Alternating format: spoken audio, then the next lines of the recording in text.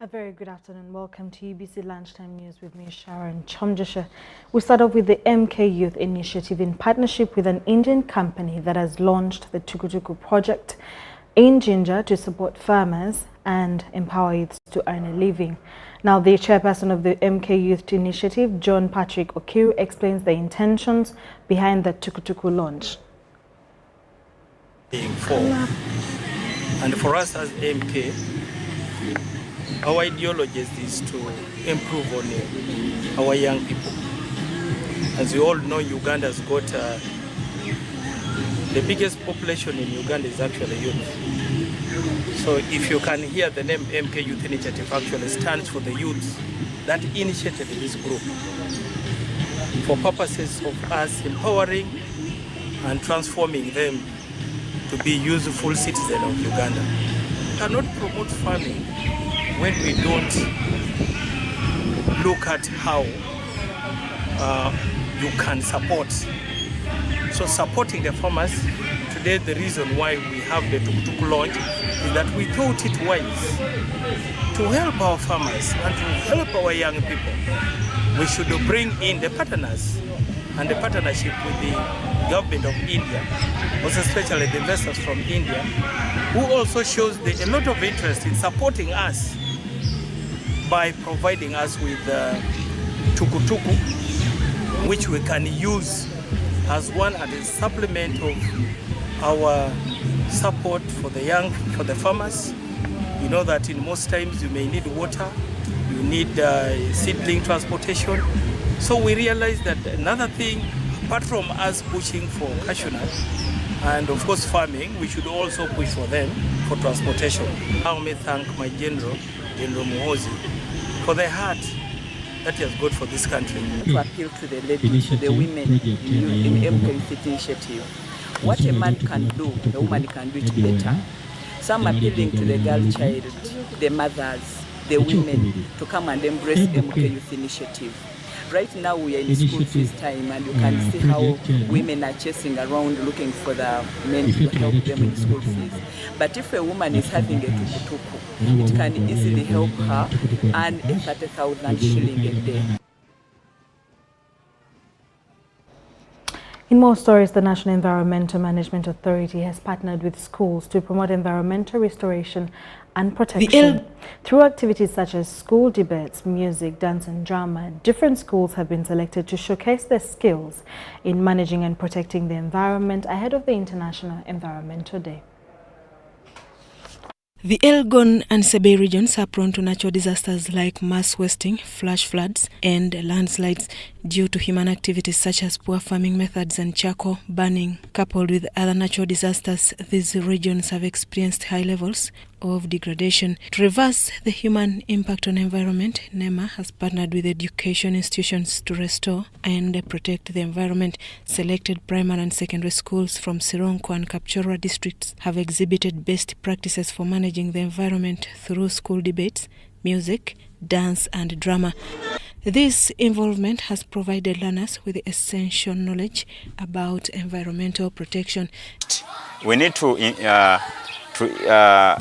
tell them, to give them the skills of sustainable environment management so that tomorrow they can be better placed to manage our environment. That's why we are involving the schools. The activities were held in Sironko Coast District for the International Environmental Day. I was telling the people to clean their compound. Every time the compound should be clean because most of the time visitors could come in our environment. We pray that they go back and implement by planting trees, generally conserving the environment, because we have seen there are so many catastrophes going on because of environmental degradation. Peter Wataka, the Sironko District Sports Officer, says the increase in human activities affecting the environment in Sironko District is largely due to the gap between the law implementers and the communities. That's why we think if we involve the younger growing groups of children, these ones can sustain the possible measures that we are putting in place to to control the hazards that are related to the environmental degradation. He emphasized the need for analysis of why the environmental protection has deteriorated despite the existence of numerous laws. We feel if we involve such categories of people, we involve the National Environment Authority, bring their information directly to the grassroots, they can take it. According to Rose Aguti, the policy manager at Caritas Uganda, their participation in the environmental restoration aligns with Pope Francis' message on environmental stewardship. To our assessment as Caritas Uganda, there is a lot that is going on, and human beings have destroyed Mother Earth. And in line with this, the Pope in 2015 came up with a document which is called Laudato Si. Laudato Si calls every human being to protect Mother Earth. The World Environmental Inter-School Competition for 2024 were among the post activities in preparation for the forthcoming World Environmental Day on June 5th, 2024. This year's theme is Land Restoration for Climate Resilience. Susan Naonga reporting for Ubc TV. Opinion leaders and opposition politicians in the Greater Luero region are calling for an amendment to the electoral law, specifically the provision that mandates the Electoral Commission chief to declare conclusive results of presidential candidates in a presidential election. The leaders made this call during a community development initiatives dialogue meeting held at Naiga Hotel in Kasana Town, Luero District. CODI organized the meeting under the USAID Funding and Strengthening Citizens' Engagement in Elections program, which aims to ensure that all stakeholders in Uganda elections participate from an informed perspective. From our constituencies, such that we can lift the country together to take it to another step. So I think it is a collective effort of all people in communities. Because I said, sometimes corruption is initiated by the givers themselves to start tempting the officers. Then at the end of the day, we lose it. That let the results be declared from the polling station. We go to the Salvo counter, we declare the total votes for a certain candidate. Then we proceed the district, and then we announce the total votes that would have been attained by every candidate. That one would instill confidence in the voters. Media, political parties, civil society organizations, churches and mosques, every stakeholder must get into this if we have to have a free and fair election. First of all, as mandated by the Constitution, the Electoral Commission under Article 61, Clause 1, is meant to organize a free and fair elections. And a free and fair elections includes creating a convenient environment for both candidates or all parties. Most of the developed countries like US and other countries, they develop a prototype of what we call electoral colleges, in a way that they want to classify or to categorize voters depending on their capabilities in society. In Uganda here, we use what we call adult suffrage, one man, one vote. Sincerely, if you consider one man, one vote elections, that election is not free and fair, because the person who has the higher capability in society, he has been, sincerely, is not treated fairly. We've seen that even as political parties, we've got a lot of weakness. We don't reorganize ourselves. We only want to work towards election. But as a political party, as political parties, it is our mandate. We have to work within our framework to make sure we prepare ahead of any elections. So, Electoral Commission does not work for NRM. And actually, where opposition wins, Electoral Commission is good. Where they lose, they think Electoral Commission is biased. But it is how political parties get organized to be able to win. Where NRM has organized itself, it is winning. So we are working also as NRM door to door to make sure that we can regain our lost glory in Luwero, and I know by the next set of elections we shall be able to sweep all the positions. The Executive Director of the Uganda Heart Institute, Dr. John Omangino, is urging the government to implement a policy recommending the presence of nurses in all primary schools to detect rheumatic heart diseases in the early stages where they can be diagnosed and treated effectively. Dr. Omangino made this call during the dissemination of research on advancing cardiovascular healthcare and innovation in Kampala. Heart diseases caused by inadequately treated sore throats and rheumatic fevers are common in children aged 5 to 15 years. Dr. Omangino emphasized the crucial need for nurses in primary schools to identify these conditions early.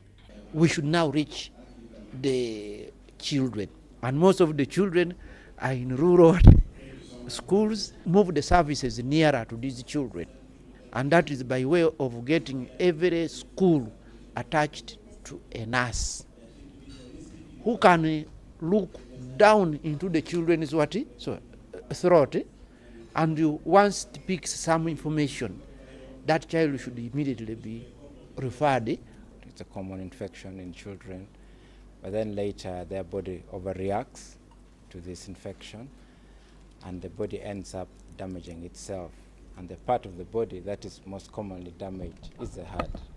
In a recent study conducted by the Uganda Heart Institute, researchers have developed an innovative method for screening rheumatic heart diseases using genetic information. So that study that is looking at the genetics, okay, genes are what we are made of.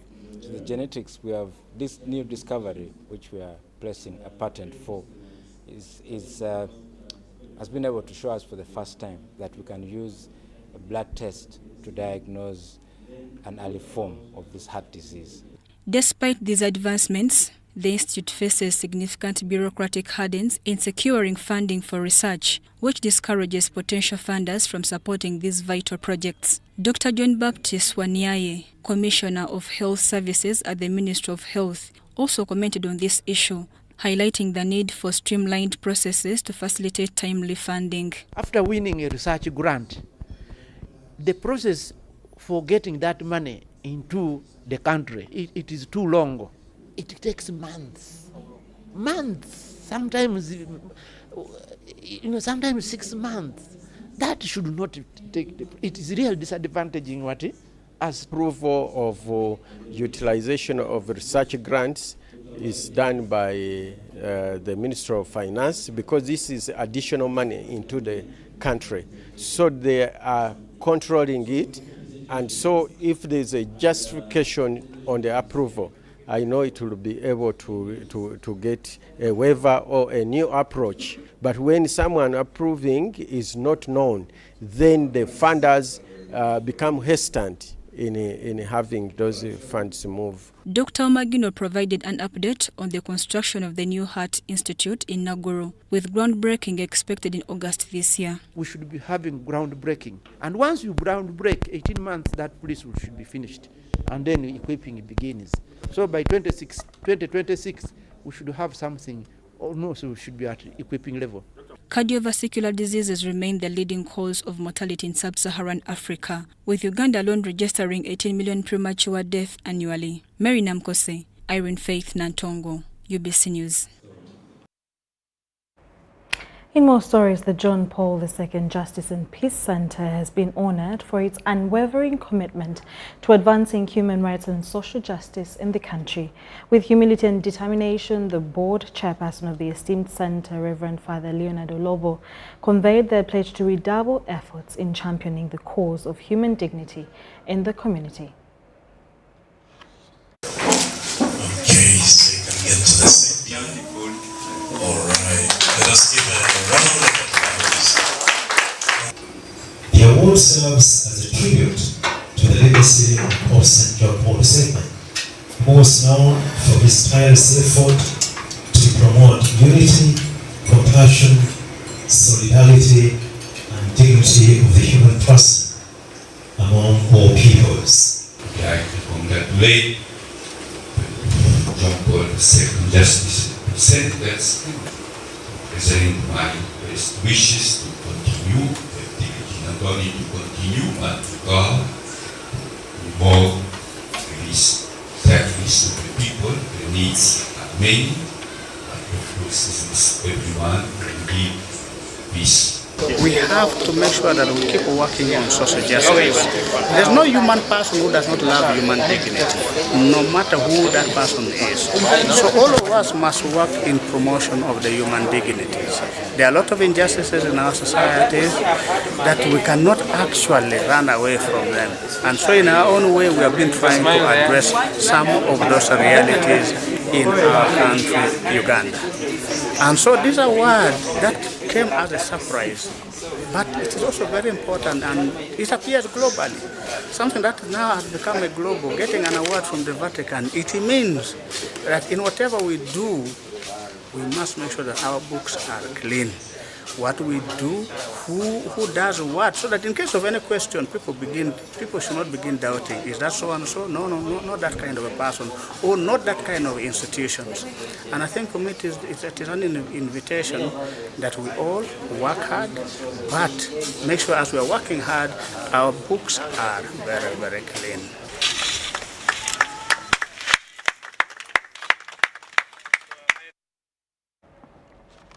In other news, the government has signed a memorandum of understanding with Labe Uganda, a non-governmental organization advocating for literacy and adult basic education.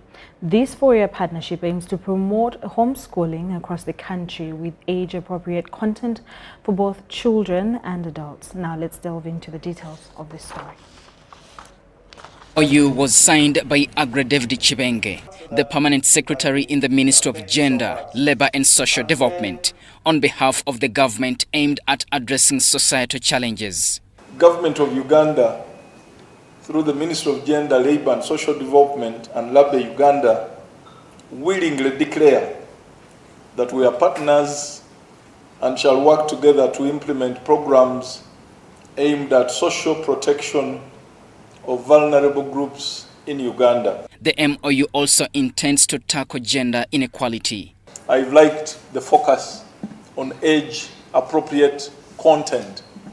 As we go out there, we should be guided by these: age-appropriate content, a values-based approach, and what is culturally inoffensive, what does not offend our people, except those obsolete values that I've been talking about. The belief that a woman does not eat chicken, and that if it is there, even when she would like to have a bit of it, it is reserved for the men. This new partnership will mainly operate in northern Uganda, where literacy and adult basic education programs will be piloted. We have been in a position to deliver very innovative interventions, especially in underserved communities. And therefore this MOU comes in handy to enhance the LABE model of work, and the proposed engagement with this ministry aligns very well with our mission. We operate in 6 districts, that is Noya, Gulu, Koboko, Yumbe, Obongi, and Terego districts. Diano Olwen Peters, UBC News.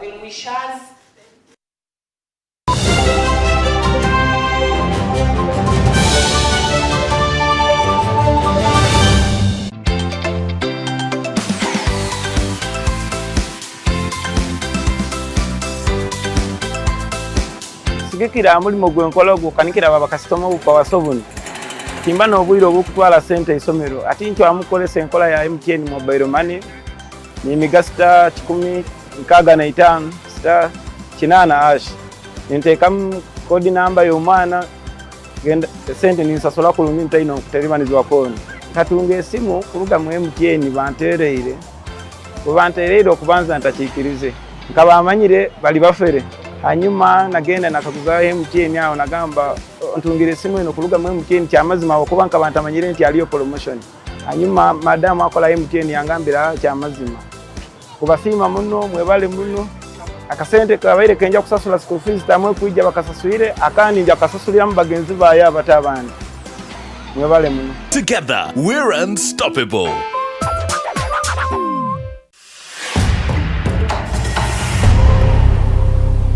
In the Pearl of Africa,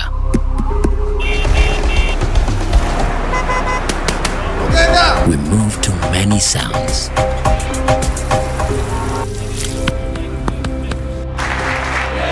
The sound of new beginnings. The sound of hope. The sound of anticipation. But today marks the dawn of a new sound. The sound of celebration, the sound of thousands of people across Uganda realizing that soon they can dream, play, and win with the Uganda National Lottery. Get ready for Uganda's very own national lottery, operated by Ituba. Uganda National Lottery. Dream, play, win.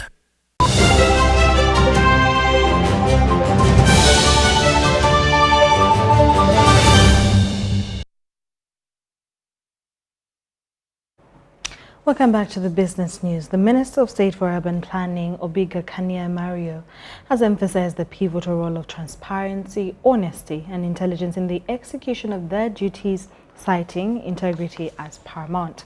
This was at a recent address during the handover ceremony for the Society of Professional Physical Planners of Uganda. If there is a lacuna, if there is a space, come to the ministry and we shall take it for amendment. The Minister of State for Urban Planning, Ubc Lunchtime, has highlighted the urgent need for enhanced coordination among physical planners to safeguard wetlands and forests from destruction. He urged the incoming board members to uphold consistency and transparency in their responsibilities. Land boards are also another one. We need to interface with them. They need to understand that in their role of allocating land and so on, they must look at all those. Like any other profession, they must have the highest level of integrity. And the physical planning being about people, they must also talk about the issue of the quality of the professionals who are going to implement the actual physical planning. This is now the duty they have to carry out. In addition, we are asking them to work as a team. The chairperson of the National Physical Planning Board, Amanda Ngabirano, pledged support to the new officials, particularly in the registration of physical planners, while highlighting the crucial role of effective physical planning in environmental conservation. It is important for us to re-strategize and reorient where these investments have to go, because we are going to create a crisis of water management. We shall have drainage issues. You are already seeing us facing that problem. So it is unfortunate that those wetlands have been encroached upon, but it's not too late.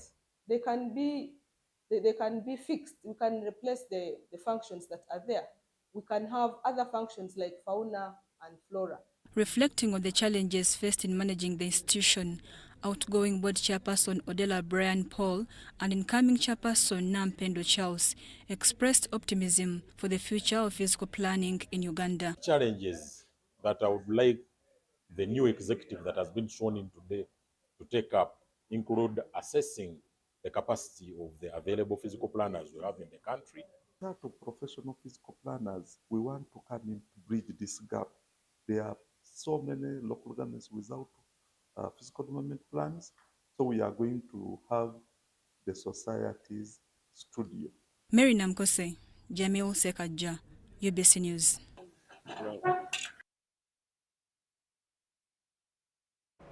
Thank you so much, Mary. The Ministry of Education and Sports, in partnership with the Ministry of Agriculture, Animal Industry and Fisheries, Husbandry and Fisheries, has organized the National Agricultural Education Fair and Exhibition to enhance seeds of change through climate resilience.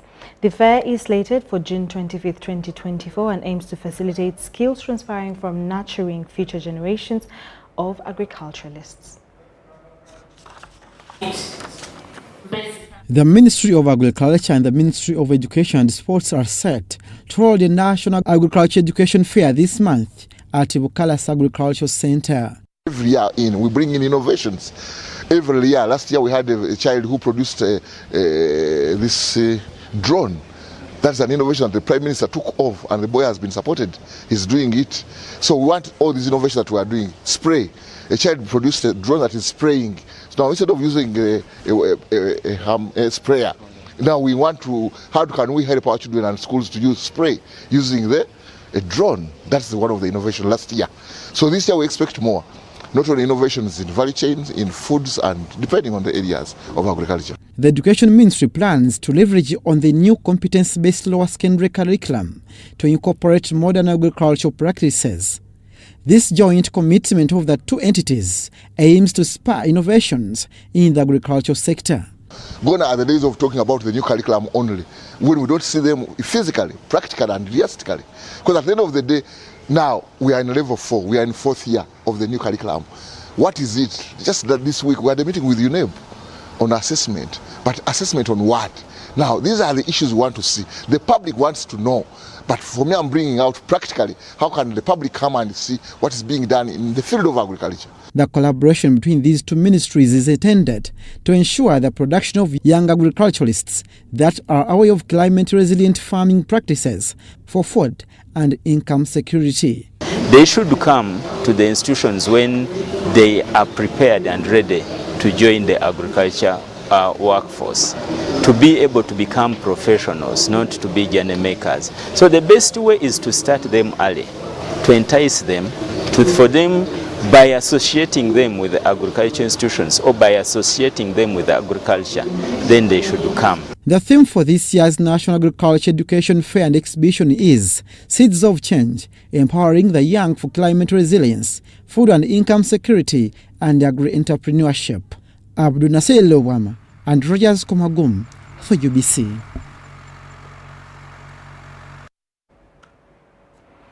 Now, Uganda's first national lottery has officially been launched and started June on the 1st, 2024.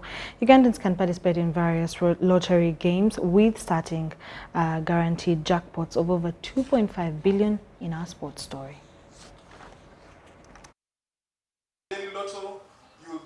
The first national lottery has officially been launched at an event held at the head offices of Ituba, Uganda, the official operator of Uganda's first national lottery. The Uganda National Lottery will not only provide entertainment and excitement, but also contribute to the social development and upliftment of Uganda.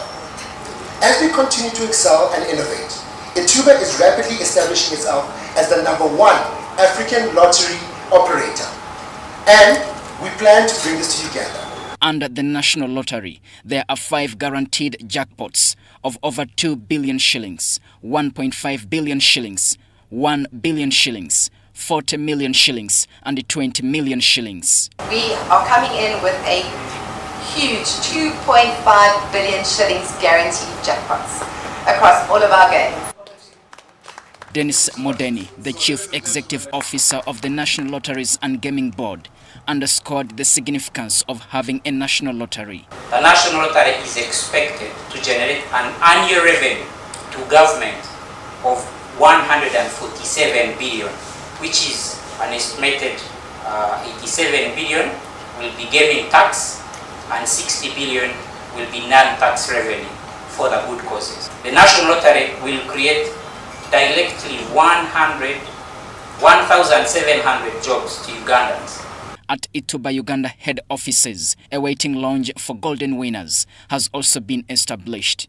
In this lounge, winners will be offered financial literacy training on how to manage their funds. Diano Olweny-Peters, UBC News.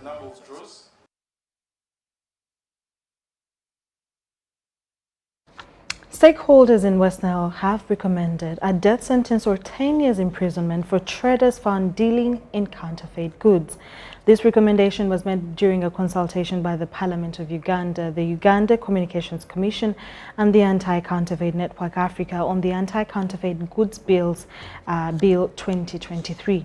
In July 2023, Parliament granted Bujidi Municipality Legislator Asman Basalira permission to introduce the Anti-Counterfeiting Bill 2023 as a private member's bill. This proposed law seeks to ban counterfeit goods that infringe on property rights, such as copyrights and trademarks. Now, this bill proposes several and severe punishments for traders found selling counterfeit goods and will empower the Uganda Revenue Authority and the Uganda National Bureau of Standards to confiscate counterfeit products on the market. Stakeholders also called for zero tolerance towards corruption in the implementation of the upcoming law. People are dying of cancer because of counterfeit. People are suffering funny illness because of counterfeit. The 10 years imprisonment is okay. Even the death penalty is okay because that is murder. Ladies and gentlemen, when someone murders, the punishment is death sentence in Uganda. These people who manufacture these goods and services for us, I think they are also equally murderers. So the punishment must be death or life imprisonment. Let it be very effective. I would still drive back to corruption. Somebody will be passed or judged for 10 years, but this person will be there for a month or a week because the person would have paid some money to be released. The issue of corruption, these bills and the laws will come, they will fail to work, they will become selective if that animal is still there. We have a lot of problems with the products which are packed. You see this product here? It has a QR code. It shows UNBS has approved. But what happens with this packaging? It can be reused. A lot of the counterfeiters, even if they don't get this very package, because there is technology, they can make this plastic and then they go and print. So this law is saying, all that we are going to catch you. Anybody who assists you in counterfeiting, in bringing this fake product to the market, you also have a question to answer. They call it aiding and abetting. Ours is to ensure communication services are out there and they are good and they are safe. Okay, that's the language we're speaking. But we are not going to achieve that if these communication services are fake. They are not safe. I can lose my mobile money there. The phone is banning me. Every 2 weeks it dies. How am I going to transform my life and therefore transform the average life of a Ugandan? That is where UCC picked interest. According to International Chamber of Commerce, the economic impact of counterfeits is estimated at $4.2 trillion.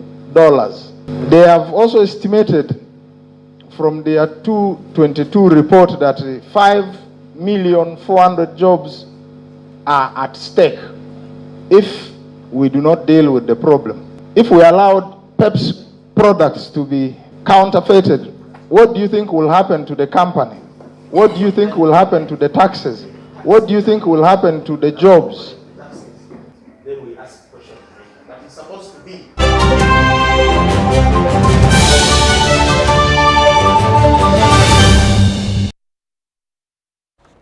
Thank you so much for watching UBC Lunchtime News with me, Sharon Kyomugisha. Have a good afternoon.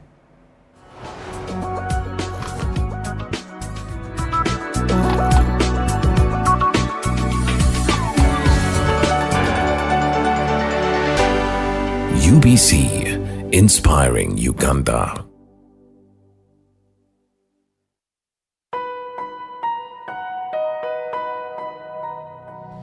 Martyrs' Day is commemorated in Uganda on 3rd June annually.